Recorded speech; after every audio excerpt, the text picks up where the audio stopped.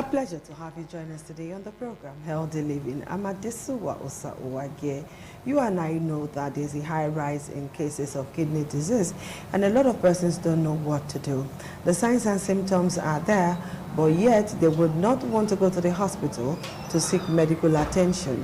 And those who do go to hospitals to seek medical attention, most often the time do not follow what they've been given, like the rules, the nutrition, the medication. They have been given stricto sensu. You know, some of us have this bad habit of drug taking. The moment you take it for a day or two, or maybe max 1 week, and you see that there's improvement, we just abandon the drug somewhere and continue with our lives as if nothing is happening. And we've also seen that food play a huge role in our health. Whether you want to take it or leave it, what we take in can kill us or make us well or give us nutrition. It depends on how you eat food. That food that you eat can actually kill you if you do not eat it properly. So you have to apportion your food, you have to cook it in a special way, you have to leave this out, you have to leave that out, you have to include this and that. So these are many more we're going to be looking at today with a dietitian. So we have Benga Olatipo in the house.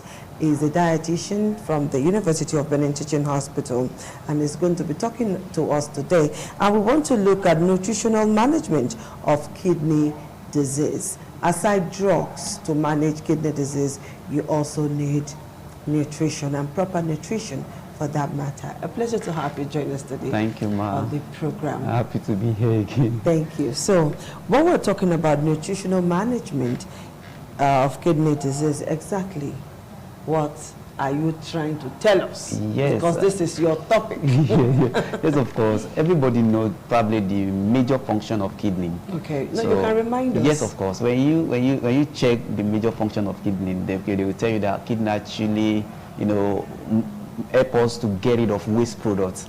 So what are those waste products? Any food that we eat after, the proximal convoluted tube actually reabsorb the nutrient that we actually eat, trying to, like they absorb the one that we need, and then the one that is actually waste, the body get rid of them and take them out. It's kidney that actually do that.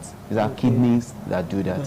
So yes, of course. Then not only that, we know that kidney actually, maintain the, good balanced level of fluid in our system. What does that mean? It's when we eat food and then there is salt inside our food, and we take water.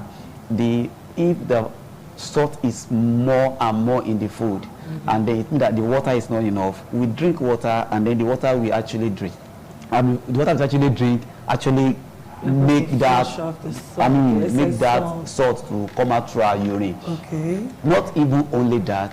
So sometimes probably like we cook and then we don't have enough salt in the, in our body. Then through the food that we eat and everything, our kidneys were actually able to separate the salt and then make the excess one come out of our system. Then we have the balanced one. It's not actually maintain the balance. Not only that, when you're talking about the red blood cells, there's one enzyme and the hormone that kidney actually secrete and produce, like renin and erythropoietin. Both of them, they are more important. When you're talking about renin, they have to produce the aldosterone that actually normalize the fluid, that normalize the salt and the water. Not only that, then when you're talking about the red blood cells, we have that erythropoietin that through the bone marrow and then produce that erythropoietin to make our blood cells. Okay, that's why in some kidney patients, they have shortage of blood. So when they have that shortage of blood, the doctor gives them erythropoietin just to beat it up. And then people don't understand. When you have those problems and then that kind of condition, there's problem there. You don't eat well, then the blood shortage happens. You don't eat well, you experience malnutrition. You don't eat well, you begin to develop some complications. So it happens that way. It's only when you understand what are the food that are actually meant to eat, then you understand the kidney problem. Then remember that the function of kidney, I've told you that they're actually permanent, and then they're essential and important in our system. If the kidney are not working, or the kidney actually decline in functioning, those functions will be hindered, then there's a problem. So how will somebody know that there's a problem with the kidney? Yes, of course. When you notice that, when you come to the hospital, they are trying to check the glomerular filtration rate. What does that mean? They want to know the amount, how your body produces urine. Okay. Do you understand? Then if that urine is something, just like, for example now, the normal range of urine production should be between 120 to 125 mils per day. Then is one going to measure the they do that in the hospital, and then when the hospital, yes, but how do you measure it? When you notice that the urine is not flow the way it used to flow before, there's problem. There's problem. And you notice that in your urine you are seeing blood there, there's problem there. And then probably when you go to the hospital, they say, okay, you have more of sodium in this place. Electrolyte, so to say, they're trying to check it, but have to do with laboratory test. They're able to know that, okay, these kidneys are not functioning well. So they're able to check. When you notice that, majorly it's happened. It's just like someone, you notice that, okay, my urine used to flow before, and this thing begin to six. Like, I want to urinate, I find it difficult to urinate. You have to quickly go back to hospital. It might be something else, but you need to go back to hospital and check. It might not be kidney. It might just be kidney. It might be something else. It's important but that you go to hospital and check that. But that's the unfortunate thing. We wait till the die minute before we run to the hospital, shouting emergency, emergency, and all of that. We don't take our health serious. It's difficult for somebody to just pick up more money and say that, I'm going to the hospital, I want to go and do a comprehensive medical check. Yes, it's important. It's very difficult for one to do that because particularly the low, those who do not earn well, low-income earners, the middle-class people, they think is a big man thing for you to just wake up and say, I'm going for medical check and all of that. It's imperative that you, as a human being, regardless of how much you earn, at least take time out once in a year. You can save towards it, the way we save towards buying equipment, clothes and all of that.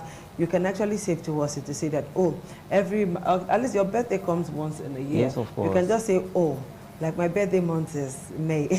You can just say, okay, every May, on your birthday, you will go to the hospital, give yourself a treat, give yourself a birthday gift of doing a comprehensive health check. Because on your birthday, you eat quite a lot of things. Those things you are eating may kill you. Yes, of course. They may just kill you because you don't know exactly what you're eating, if your system can take it. So once in a year, take time out, save towards it. You can put some money aside every month and say, okay, this is my project for the year, and then do a comprehensive check for yourself and your children. I'm sure you'll be good. Now we're looking at nutritional management of the kidney disease. Mr. Gbenga has told us what the kidney does for you and I, what and what to look out for you to know that your kidneys are not working well, and then rush to the hospital to go see a doctor.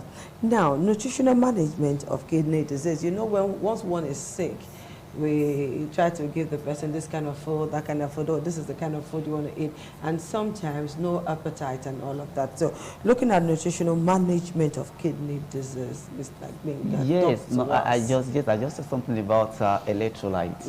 Then this electrolyte we're talking it's about. It's not all of us that understand what electrolyte is. What I mean by electrolyte is, yes, okay. Break it down. Electrolyte is like when you eat food, there are some nutrients that you have inside the food that you eat. Then we have those electrolytes inside too. What are the food that you, like for example now, we have what we call micronutrient and micronutrients. So macronutrient and micronutrient. Okay, micro and macro. Nutrients. Okay. It's like you're teaching us economics here now. Yes, that micronutrient, they are, the electrolyte actually fall under them. Like we are talking about sodium now, that's salt. So we are talking about phosphate now. Then we are talking about potassium now, and then a lot of them like that. So majorly what we check out for when someone have the kidney problem, we try to check the range of those electrolytes. Are they balanced? Because they have the particular range you must get in your body. So are they low or go up?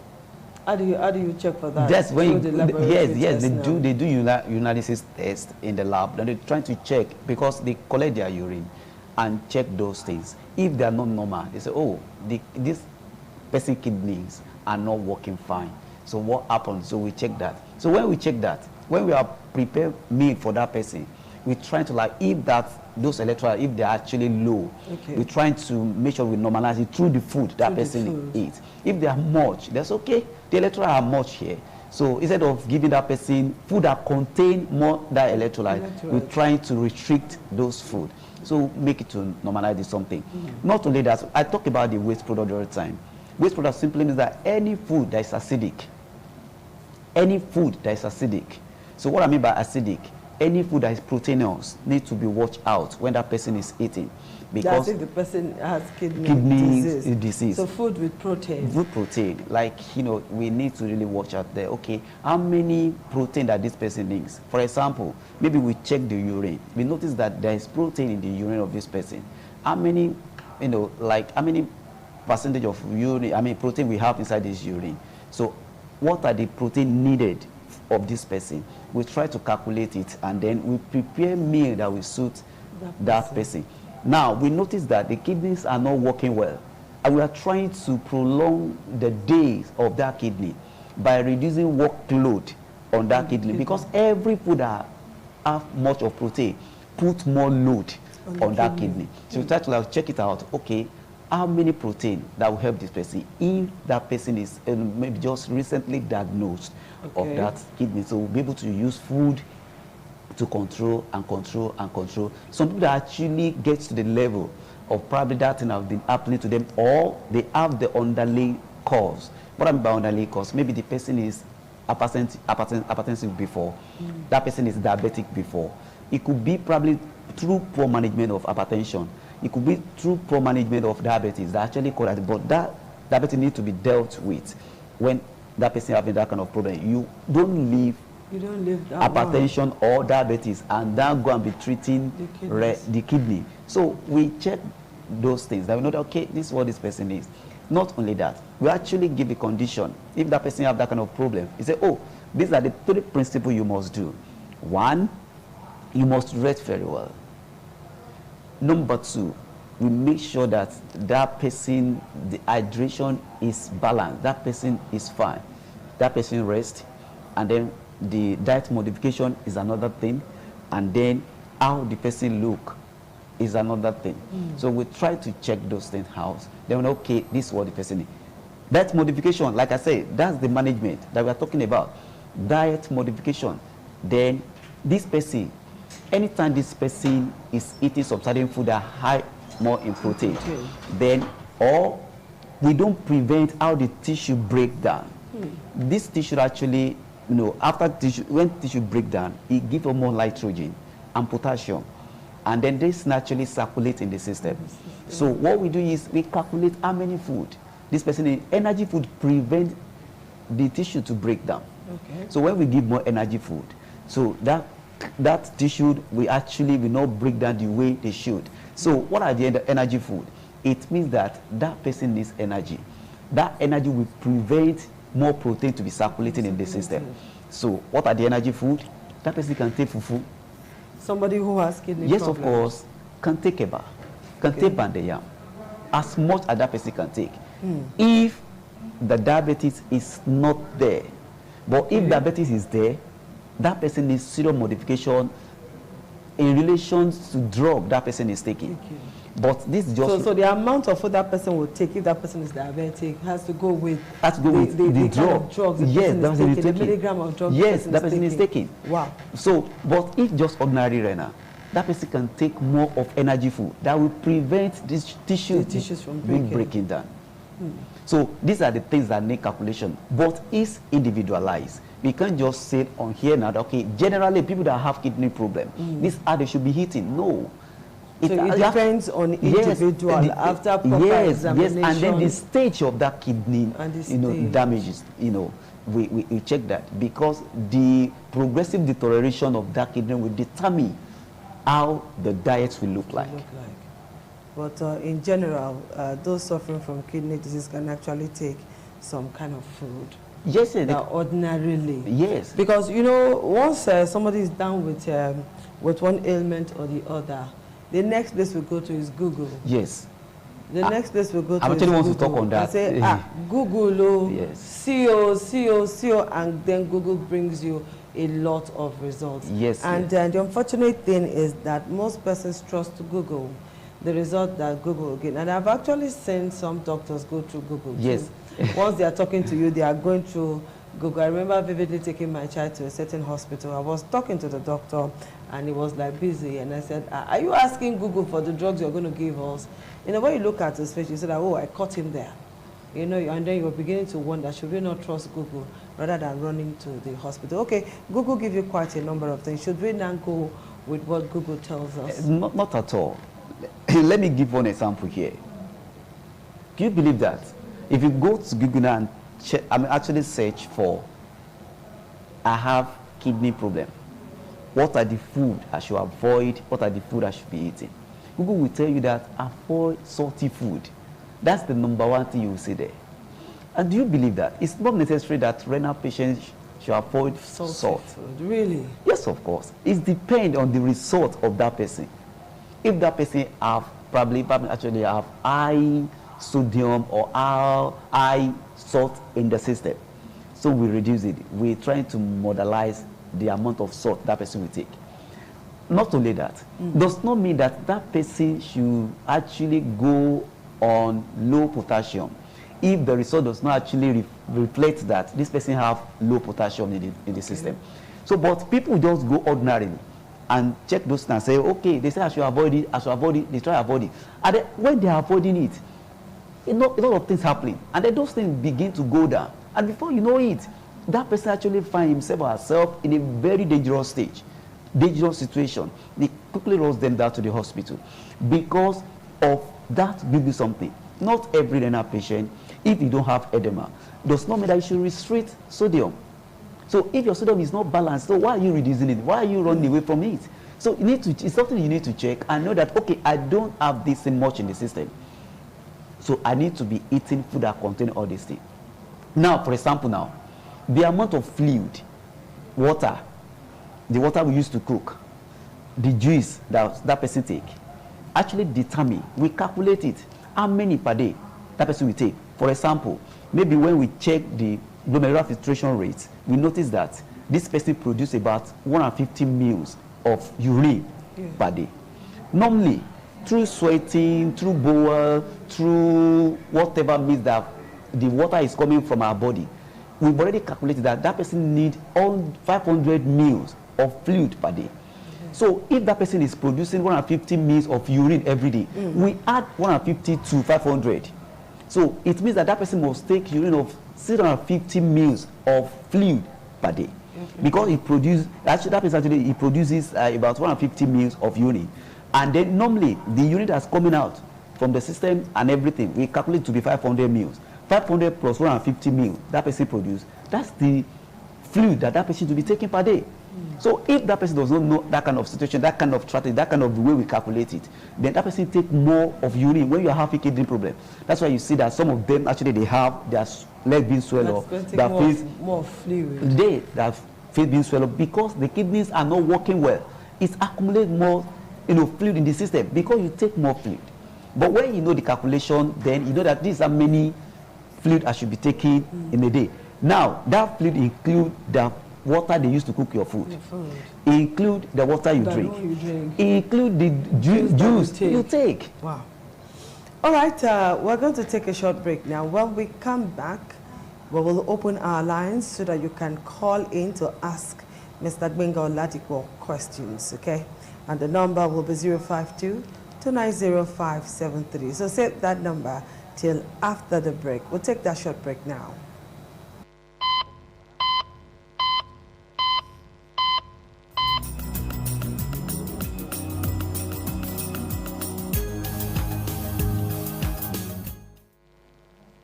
Thank you for joining us again on the program Healthy Living. I'm Adisuwa Sawage, and we've been talking with Mr. Gbenga Oladipo. And the topic for today is been nutritional management of kidney disease.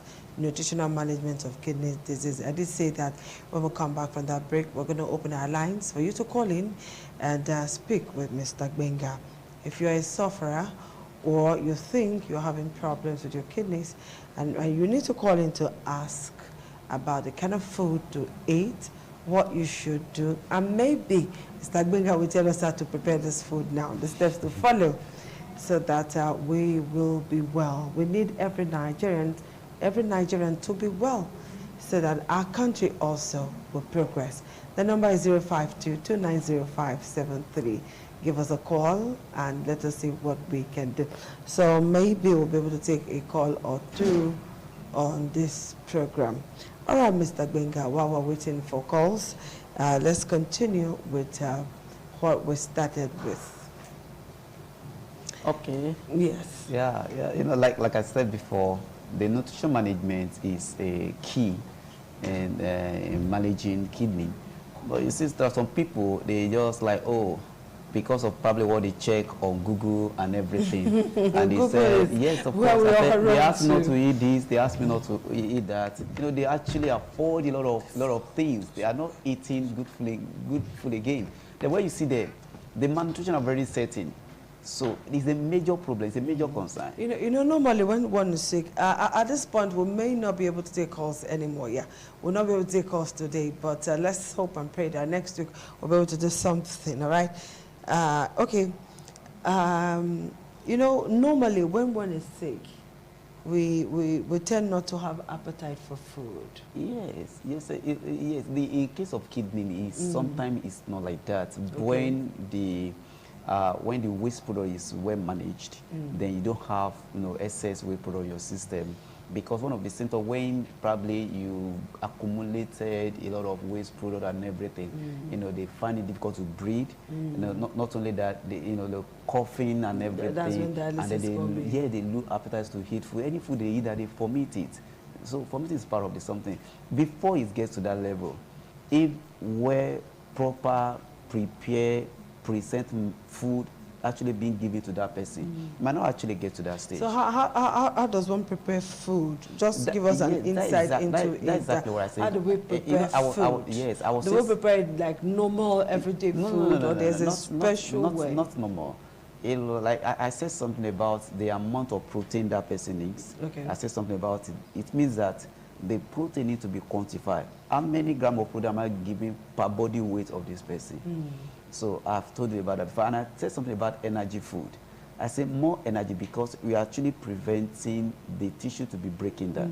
So because the more tissue breaks down, the more the nitrogen and the potassium being accumulated in the system. So to make food for an individual now, we need to know the amount of protein the person yes, already of course. has, Yes, of course. the amount of protein the person is losing, yes, of course. the amount of protein that is being retained in the system. Yes, of course. The way you know all of that, you now know, this is what we are going to do. And you are talking about the laboratory test. Yes. That's the test that person actually, like, they actually undergone. We determine, okay, which area are we focusing? Is it high potassium? Is it high food feed? Is it high fluid? Is it high creatinine? So when we check those things, okay, this person, the creatinine is high. So all of this now, we just have to see a dietitian sharp. Yes, of course. Before we can, it's actually important, because if you look at people that have kidney problem, you see them, they don't have strength. They don't have appetite. Some of them actually to even walk is a problem, because they take more than the fluid they should have been taking. These are they take more fluid. More fluid. It's not calculated. They check online. What they are saying to avoid is avoid sodium, avoid this, avoid that. And they avoid everything. What we actually give them strength, what will make the immune system strong, they are not hitting those things. And then before you know it, they begin to emaciate and everything. Problem comes in. So what does that mean? It means that a well energy food menu need to be planned for them. They need to eat well. Okay. Someone has kidney problem does not mean that person should not take a balanced diet meal. Okay, what are the kind of food we should avoid? Yes. So that we don't come down with kidney diseases or kidney ailments. Yes, of course. What are the kind of things we should avoid? Yes, some person says, stop eating meat, stop eating this one, stop eating that one. Just tell us now in plain language. Good. Mr. Gbenga, now which food to avoid? In plain language, yes, please. Of course. No, when I was talking about the kidney the other time, I said something about the primary cause of that kidney need to be dealt with. Let's assume that someone is diabetic and then probably through the poor management of diabetes, kidney problem. Yes. If someone is hypertensive, person can come down. Okay, what about those who do not have hypertension, who are not diabetic, who are still very healthy? Yes, what are the kind of food we should avoid? In the next 1 minute, Mr. Benga, don't avoid it. What are the kind of food we should avoid? That's of course. The person lifestyle needs to be taken care of. Lifestyle, that's the number one. What I mean by lifestyle is probably that person is, abusing drugs, or that person drink alcohol. Maybe that person like, all this saturated and trans fat food. And then that person probably sometimes, just, like trying to. Yes, of course. But some people trying to like, I don't want to eat, I don't want to eat, I don't want to eat. If your body is not the way taken care of, you might develop any disease condition. So in this case, we need to be eating regularly. The time we should eat it. Not that probably you eat in the morning and then another, maybe you eat around 8 in the morning, then you eat another food by 9 a.m. also, and then you eat another food by 11 a.m. also. So when you go, probably when you get to around 1 p.m., you eat another food. And then you wake up in the middle, you go back to where your wife cooks something, you still carry food and eat. As you are eating more often and often and often, and if you are not using it, you are putting more workload on your organ. Kidney is working. Kidney is working. We need to learn how to maintain our body. If you can maintain your car, your body needs to be maintained. All right, to continue with us on this topic, give us a call on 08062119900. 08062119900. Call this number and you'll be able to speak to us after now. Mr. Gwenga, thank you for finding time to be with us on the program. Thank you, all right, people, this is all we're going to do today. Change your lifestyle and you will be happier. Okay, bye-bye for now.